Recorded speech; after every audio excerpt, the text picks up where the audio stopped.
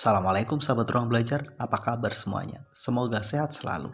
Ketemu lagi dengan saya Eko Prasetyo, selamat datang di channel Ruang Belajar.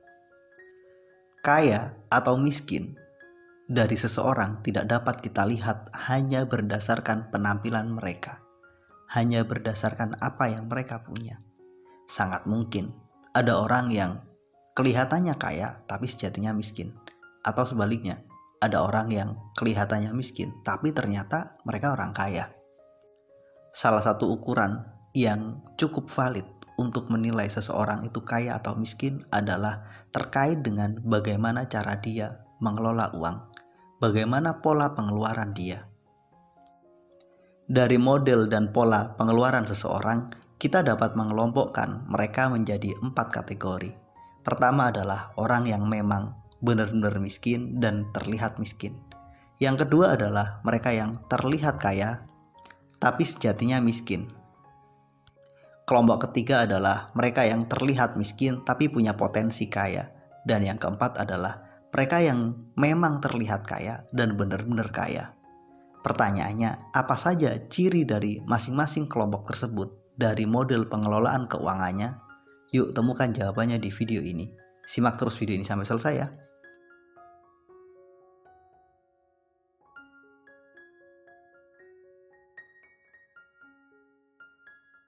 Kelompok pertama adalah orang-orang yang terlihat miskin dan memang mereka secara finansial miskin. Mereka dapat kita lihat dari penampilan mereka. Selain itu, kita juga dapat melihat struktur pengelolaan keuangan mereka. Mereka punya income yang rendah sehingga income tersebut tidak dapat memenuhi kebutuhan mereka. Atau mereka punya income yang gak terlalu besar sehingga semua income tersebut hanya cukup untuk memenuhi kebutuhan dasar mereka. Pendek kata, kelompok ini adalah kelompok yang income-nya lebih kecil dari pengeluarannya atau income-nya sama dengan pengeluarannya, tapi karena memang level income mereka rendah. Mereka bukanlah orang-orang yang hedon, yang boros. Mereka seperti ini karena memang level income mereka rendah. Kemampuan mereka menghasilkan uang nggak terlalu baik, sehingga berapapun uang yang mereka dapatkan biasanya hanya cukup untuk memenuhi kebutuhan dasarnya saja, bahkan kadang kurang.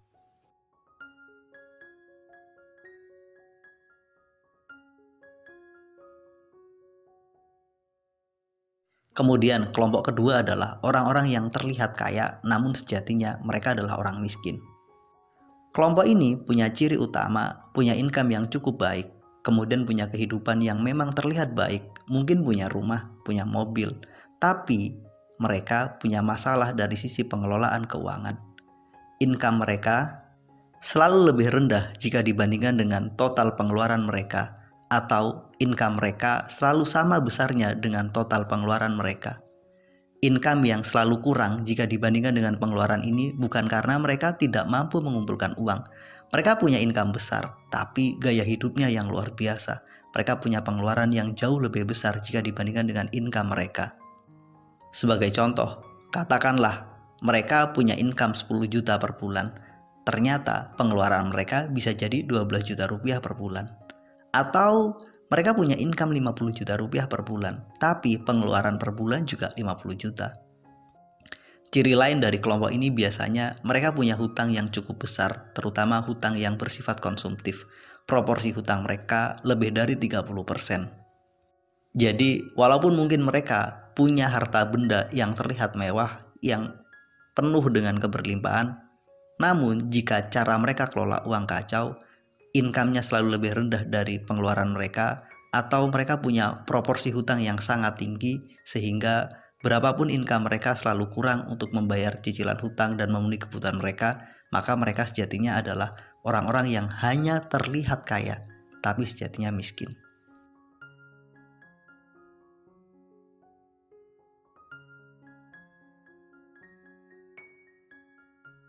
Kelompok ketiga adalah mereka yang terlihat miskin tapi punya potensi menjadi kaya. Mereka hidup sangat bersahaja, income-nya biasa-biasa saja, bahkan gak terlalu besar. Kalaupun besar, tapi mereka punya kemampuan mengelola uangnya. Mereka punya proporsi pengeluaran sekitar 60-70% untuk konsumsi. Berikutnya mereka mampu punya tabungan, mereka mampu melakukan investasi. Pendek kata, berapapun income mereka selalu lebih besar jika dibandingkan dengan pengeluaran mereka. Mereka punya manajemen keuangan yang sangat baik. Namun demikian, dari sisi kepemilikan harta benda, hidupnya belum benar-benar melimpah karena mereka memilih untuk hidup hemat, mereka memilih untuk berinvestasi, mereka memilih untuk berpikir jauh ke depan. Mereka lebih memilih menyiapkan kehidupan yang jauh lebih baik di masa mendatang. Jadi secara kasat mata, mungkin banyak orang menganggap mereka nggak terlalu kaya, hidupnya biasa-biasa saja. Tapi dari cara mereka mengelola uang, mereka punya potensi bertumbuh menjadi kaya.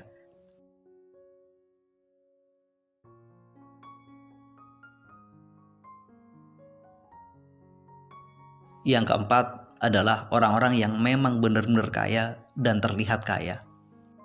Beberapa ciri utamanya adalah mereka punya income yang besar, kemudian mereka punya pengeluaran konsumsi yang jauh lebih kecil jika dibandingkan dengan pengeluaran mereka untuk investasi, jika dibandingkan dengan pengeluaran mereka untuk membangun kualitas diri.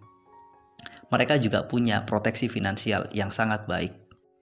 Biasanya mereka punya pengeluaran untuk konsumsi sangatlah kecil. Mereka punya rata-rata pengeluaran konsumsi kurang dari 25% dari total penghasilan mereka. Mereka juga punya pengeluaran untuk bersenang-senang yang lebih rendah jika dibandingkan dengan pengeluaran untuk investasi. Mereka juga punya proteksi finansial berupa asuransi kesehatan, pensiun, dana cadangan, dan sejenisnya. Pendek kata, kelompok ini adalah mereka yang sangat mapan secara finansial karena mereka punya income besar, mereka mampu mengelolanya sehingga mereka selalu punya investasi yang lebih besar jika dibandingkan untuk berbagai pengeluaran lainnya. Yang menarik, yuk kita evaluasi diri. Anda ada di posisi mana? Apakah Anda ada di terlihat miskin dan memang miskin, atau terlihat kaya tapi sejatinya miskin, atau terlihat miskin tapi punya potensi kaya, atau yang keempat nih, terlihat kaya dan memang benar-benar kaya? Mudah-mudahan video ini bisa memberi insight berbeda tentang pemaknaan kaya dan miskin. Mudah-mudahan kita mampu mengelola uang kita dengan jauh lebih bijak. Sebelum saya akhiri, saya ingin mengundang sahabat ruang belajar semua untuk bergabung di kelas online mental block terapi. Kelas ini didesain untuk membantu sahabat semua mampu mengupgrade kualitas diri, memperbaiki kondisi finansial, dan mewujudkan apapun impian dan cita-cita teman-teman. Kelas ini diharapkan dapat menghancurkan mental block yang selama ini menghambat pencapaian sahabat semuanya. Cara gabungnya silahkan klik link yang ada di deskripsi video ini. Sampai ketemu di kelas online mental block terapi. Terima kasih telah menonton, semoga bermanfaat. Assalamualaikum warahmatullahi wabarakatuh.